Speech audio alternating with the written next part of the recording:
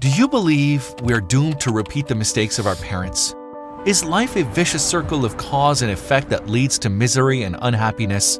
Or do we have a choice, an opportunity to break the pattern and make amends? Carla Osterman was the owner of a successful business. She did what she wanted, when she wanted, and no one gainsaid her. Her past was shadowy, but she believed it, and its mistakes were far behind her. Carla was wrong. She was about to witness a reprisal of the tragedy of her life, and it all started when she found a baby on her doorstep on her 32nd birthday. Carla gasped. There was a bassinet on her doorstep, and she caught a glimpse of two tiny fists waving in the air and heard a soft gurgle. Carla fell to her knees next to the bassinet and peered inside. The wide, unfocused blue eyes of a newborn looked up at her, and a pink mouth widened into a gummy yawn. Carla saw that there was a note pinned to the pale blue blanket. She picked up the piece of paper and unfolded it.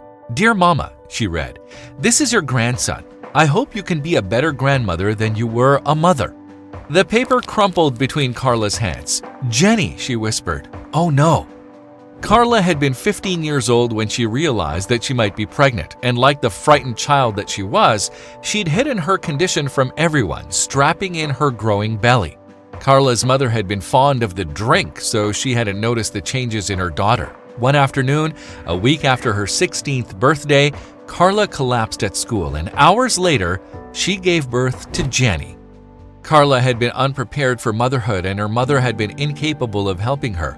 Little Jenny had been frequently dirty, hungry, and unattended.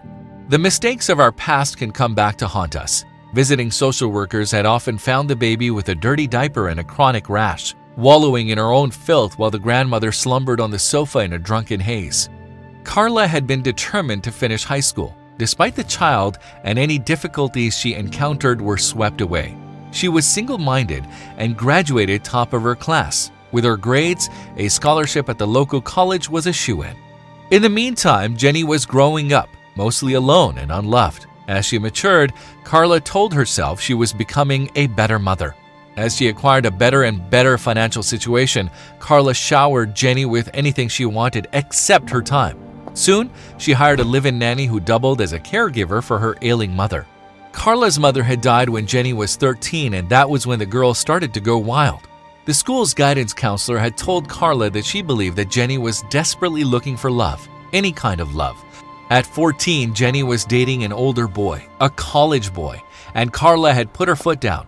She threatened to have the boy arrested, and when she came home 2 days later, Jenny was gone.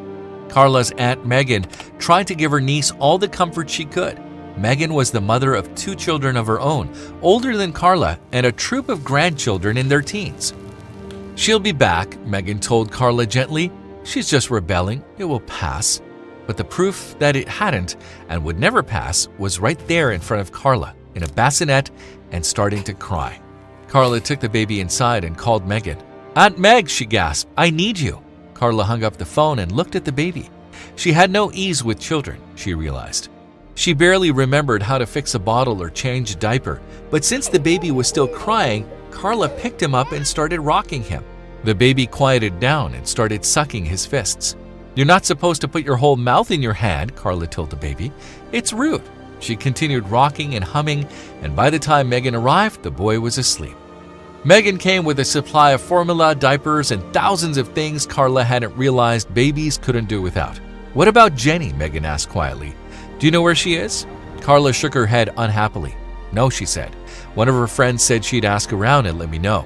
The friend kept her word, and Carla received a text indicating that Jenny's boyfriend had run out on her. Her daughter was sleeping in an old van in an abandoned lot. Carla drove to the lot and looked around until she saw an old rusty van, and sitting next to it was Jenny. She looked thin and unhealthy, with dark shadows under her eyes. "Jenny," Carla said, "please come home."